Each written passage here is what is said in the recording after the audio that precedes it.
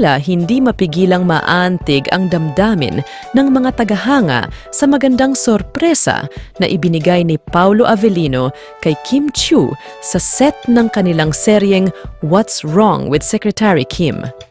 Kamakailan lamang, nagulantang ang mga netizen at mga fan sa larawan na kumalat online na nagpapakita kay Kim Chiu na puno ng pagkakilig at pagkasorpresa habang kinakausap at binibigyan ng bulaklak at tsokolate ni Paolo Avellino. Di umano'y ito ay naganap sa set ng kanilang serye kung saan pareho silang nagtatrabaho. Sa isang maikling panayam, ibinahagi ni Kim ang kanyang mga damdamin at reaksyon sa hindi inaasahang sorpresang ito mula kay Paolo. Di umano'y saad niya, "Napakasaya ko at talagang hindi ko inakala na gagawin ni Paolo ang ganitong sorpresa para sa akin. Ang saya-saya ko lang talaga nung oras na yon."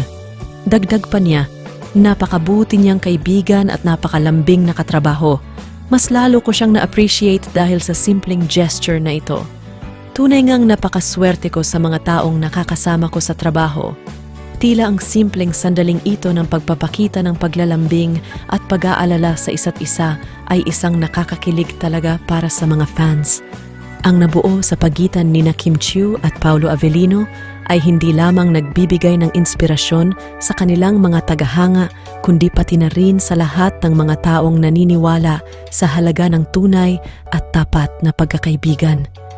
At sa pamamagitan ng simpleng sorpresang ito, tila mas lalo pang lumalim at lumalawak ang closeness ng Kim Pao.